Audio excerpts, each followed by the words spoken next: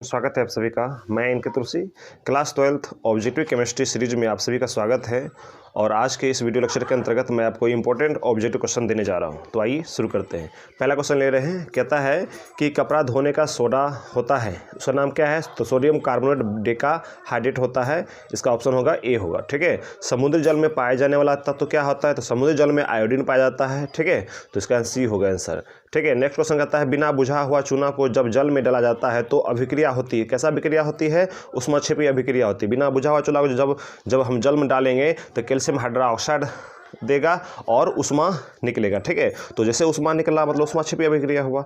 स्पेल्टर होती है, क्या होती है? तो अशुद्ध जिंक को ना स्पेल्टर हम कहते हैं। ठीक है, तो अशुद्ध जिंक जो होगा वो स्पेल्टर होता है। ठीक है, तो इसका आंसर क्या होगा? बी होगा। कहता है कास्टिक सोडा का सूत्र क्या होता है? सोडियम हाइड्रोक्साइड को ही कास्टिक सोडा कहा जाता है, तो NaOH इसका आंसर होगा। ठीक है। अगला क्वेश्चन कहता है श्वेत फास्फोरस को रखा जाता है किसमें? तो जल में रखा जाता है।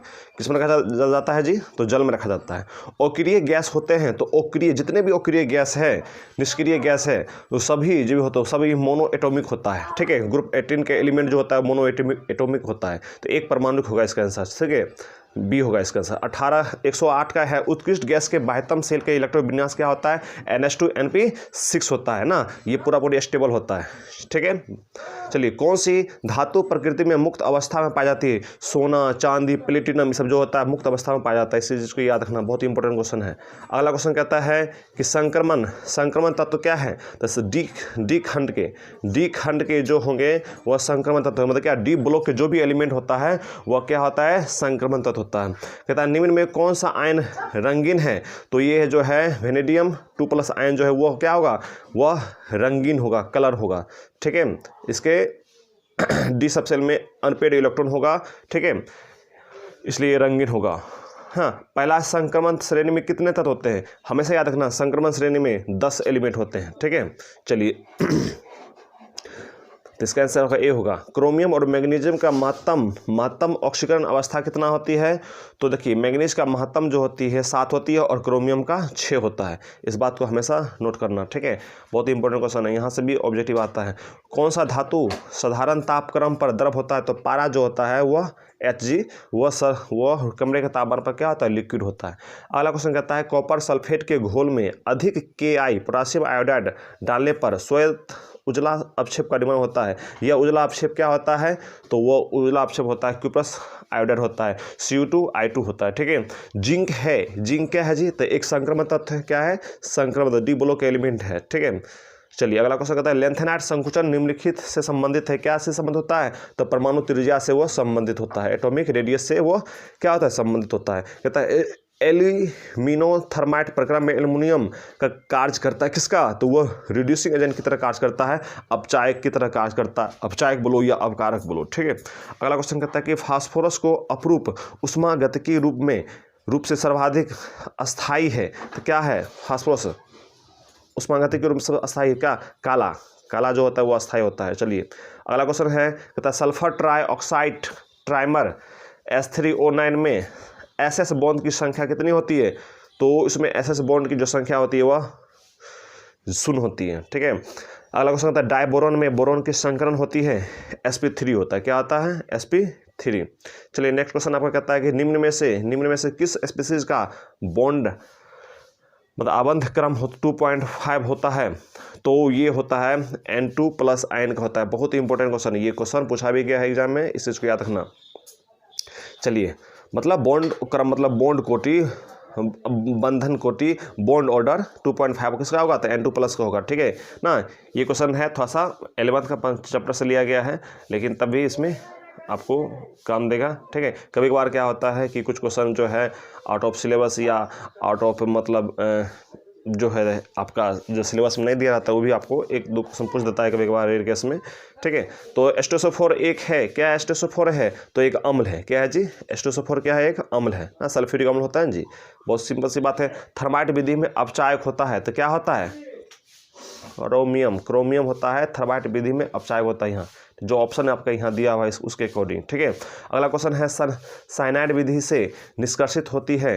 क्या निष्कर्षित होती है? तो सिल्वर का Ag। ठीक है। अगर मान लीजिए यहाँ सोना होता तो सोना भी हम देते हैं, ठीक है। चलिए, जब कॉपर पर तनु HNO3 की प्रतिक्रिया होती है, जब कॉपर पर तनु HNO3 की प्रतिक्रिया होती है तो कौन सी गैस निकलती है? NO गैस निकलती है ना। इस चीज़ को याद रखना, बहुत ही इंपॉर्टेंट है, बहुत ही ये इंपॉर्टेंट क्वेश्चन है ना। जब कॉपर को तनु HNO3 मतलब 50% HNO3 के साथ रिएक्शन करवाएंगे तो कौन सा गैस निकलेगा? NO गैस निकलेगा, ठीक है। इनमें कौन सल्फाइड अयस्क नहीं है? तो सल्फाइड अयस्क जिसमें सल्फर नहीं होगा, ठीक है। तो देखिए इसमें क्या होगा? मैग्नेटाइट होगा। जबकि कॉपर, ग्लास, गलेना, आयरन, पैराइट सब में क्या सल्फर होता है। आयरन के महत्वपूर्ण अयस्क है, तो आयरन का महत्वपूर्ण कोई अयस्क है तो वो क्या है? हेमेटाइट है, ठीक है। F2O3 ना। बॉक्साइट अयस्क का सूत्र होता है, क्या होता है? Al2O3 इंटू 2H2O होता है, ठीक है। चलिए, हेमेटाइट का सूत्र क्या होता है? Fe2O3 होता है। इसका आंसर C होगा। चलिए, नेक्स्ट क्वेश्चन करता है कि एल्यूमिना के विद्युत विच्छेदन में क्रायोलाइट मिला जाता है। क्यों मिला जाता है? कि एल्यूमिना के द्रव्यमान को कम करने के लिए और उसकी चालकता को बढ़ाने के लिए, लेकिन वो ऑप्शन है नहीं तो सिर्फ यहाँ दिया हुआ है क्या? एल्यूमिना के द्रव्यमान को कम करने के लिए। इसका आंसर ये होगा। नेक्स्ट क्वेश्चन कहता है कि लिथियम, बेरिलियम, बोरॉन विकर्ण संबंध दर्शाता है, किसे से दर्शाता है? तो ये लिथियम मैग्नीशियम से दर्शाएगा, बेरिलियम एल्युमिनियम से और बोरॉन सिलिकॉन से विकर्ण संबंध दर्शाएगा, ठीक है। बोरेक्स का रासायनिक नाम क्या है? तो बोरेक्स का रासायनिक जो नाम होता है वो सोडियम टेट्राबोरेट होता है, ठीक है। चलिए, नेक्स्ट क्वेश्चन कहता है कि लूनर कास्टिक का सूत्र होता है, क्या होता है? तो AgNO3 होता है। अमोनिया किस रूप में कार्य करता है? तो अमोनिया जो एक लुईस बेस की तरह कार्य करता है, ठीक है। चलिए, सबसे शक्तिशाली ऑक्सीकारक कौन है? सबसे शक्तिशाली ऑक्सीकारक कौन है? ऑक्सीडाइजिंग एजेंट कौन है? तो ये होगा HClO4 होगा, ठीक है। ये क्वेश्चन पूछी गई है, बहुत इंपॉर्टेंट है। आपको इस पूरा एक्सप्लेन पूरा कॉन्सेप्ट के साथ हम बताए हैं क्वेश्चन बैंक में, आप वहाँ जाकर देख सकते हैं। चलिए, अगला क्वेश्चन कहता है कि चारकोल के द्वारा कौन सा गैस अवशोषित नहीं होता है? तो चारकोल के द्वारा हीलियम गैस का अधिशोषण नहीं होता है, ठीक है। चलिए, अगला कहता है कि C2 मतलब कार्बन है, कार्बन एक अणु उसमें 2 परमाणु है, तो C2 अणु में पाई और सिग्मा बॉन्ड मतलब सिग्मा और पाई बॉन्ड की संख्या कितनी होती है? देखिए, ये क्वेश्चन 2018 में पूछी गई थी। क्वेश्चन बहुत ही इंपॉर्टेंट क्वेश्चन है। इस क्वेश्चन में बहुत सारा विद्यार्थी कंफ्यूज हुआ था, ठीक है। यहाँ तक कि टीचर भी कंफ्यूज हुआ था। लेकिन देखिए, ये क्वेश्चन ये अपवाद में आता है इस तरह का, ठीक है। तो बहुत सारे विद्यार्थी इसमें सोचता है कार्बन में डबल बॉन्ड होगा तो एक पाई होगा एक सिग्मा होगा, जबकि ऐसे नहीं है। ये एक अपवाद में है। MOT मोलिकुलर ऑर्बिटल थ्योरी में आप पढ़े होंगे, ठीक है। ये अपवाद में आता है, सिर्फ इसमें 2 पाई बॉन्ड ही होता है, समझ गए। ये एक एक्सेप्शनल है, समझ गए। तो यहाँ आंसर जो होगा C होगा, ना कि एक पाई एक सिग्मा होगा, समझ गए। बहुत सारे विद्यार्थी एक पाई और एक सिग्मा इसमें टिक लगाता है, जबकि ये गलत होगा। मोलिकुलर ऑर्बिटल थ्योरी जब आप पढ़ोगे, ठीक है, तो वहाँ आपका ये एक अपवाद में आता है। ये कार्बन जो C2 अणु है उसमें मतलब पाई बॉन्ड जो होता है 2 होता है और सिग्मा बॉन्ड 0 होता है। सिग्मा बॉन्ड होता नहीं है, ठीक है। तो इसका आंसर क्या होगा? 2 होगा सिर्फ, समझ गए। इस चीज़ को याद रखना। ये क्वेश्चन एक अपवाद क्वेश्चन है, बहुत ही इंपॉर्टेंट क्वेश्चन है और बहुत ही एक टफ क्वेश्चन पूछा गया था 2018 में, ठीक है। निम्नलिखित में कौन नेसलर अभिकारक के साथ पीला या भूरा अपक्षेप देगा? तो वो कौन देगा जी? अमोनिया देगा। क्या देगा? अमोनिया देगा। सांद्र HNO3 में, ये भी क्वेश्चन पूछा गया था 2018 में, ठीक है। सांद्र HNO3 में कौन सी धातु अक्रियाशील होती है? अक्रियाशील या अक्रिय ना या नॉन रिएक्टिव होती है? तो क्या होता है? वो लेड होता है। क्या होता है? लेड रिएक्शन नहीं करता है, जबकि कॉपर, जिंक, एल्युमिनियम क्या करता है? सांद्र HNO3 से रिएक्शन करता है, ठीक है। इसलिए तो प्रयोगशाला में किसी भी लिक्विड को या केमिकल चीज़ को शीशे में रखा जाता है। 2 मिनट।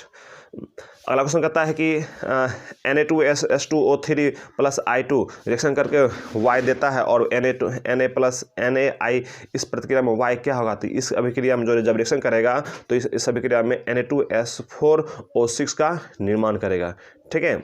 इस बात को हमेशा याद रखना। चलो, इसको संतुलित करना होता है।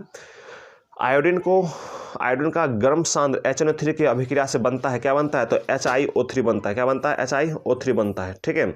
चलिए, अगला नेक्स्ट क्वेश्चन कहता है कि I- है, चार्ज है कि MnO4 के साथ क्षारीय माध्यम में ऑक्सीकरण का उत्पाद होता है। क्या होता है? तो IO3 चार्ज होता है। ठीक है, ये इसका आंसर आता है। ठीक है, ये डी ब्लॉक एफ ब्लॉक में आप पढ़ने का मौका मिलेगा इसको। नेक्स्ट क्वेश्चन कहता है कि NiCl4 में निकिल का ऑक्सीकरण अवस्था कितना होगा। तो देखिए यहाँ इसका x मान लो, ठीक है, और -1 गुने 4, तो -4 बराबर 0, तो x बराबर 4, तो सर क्या होगा 4 होगा इसका आंसर, डायरेक्ट सीधा ना। तो क्या होगा इसका आंसर 4 होगा। अगला क्वेश्चन कहता है कि K3CrO, अच्छा ये यहाँ क्वेश्चन यहाँ मिस्टेक किया गया है, यहाँ OX होना चाहिए। क्या होना चाहिए यहाँ OX होल थ्राइस होना चाहिए, OX होल थ्राइस होना चाहिए। ठीक है, और ये दिया हुआ यहाँ K3CrC2O4 whole thrice, same question तो सेम है, लेकिन यहाँ मिस्टेक्स दिया हुआ ओ दिया OX होना चाहिए। मैं कहता है क्रोमियम का उपसंयोजन संख्या कितना होगा, तो कितना होगा 6 होगा। ठीक है, चार्ज कितना होता है 2 होता है, -2 चार्ज होता है जी, तो 2 तिया 6, हमेशा याद रखना। क्रोमियम का कितना होगा यहाँ 6 होगा, कितना होगा जी 6 होगा। ये क्वेश्चन कन्फ्यूज करने के लिए इस तरह का डाल दी जाती है, समझ गए। क्वेश्चन बहुत ही इंपॉर्टेंट है, इस बात को आप हमेशा याद रखना। ठीक है, चलिए कहता है इसमें कौन एम्बीडेंटेड लिगेंड है। तो क्या होगा एम्बीडेंटेड लिगेंड कौन होगा, यहाँ साइनाइड होगा, CN होगा, समझ गए। ठीक है,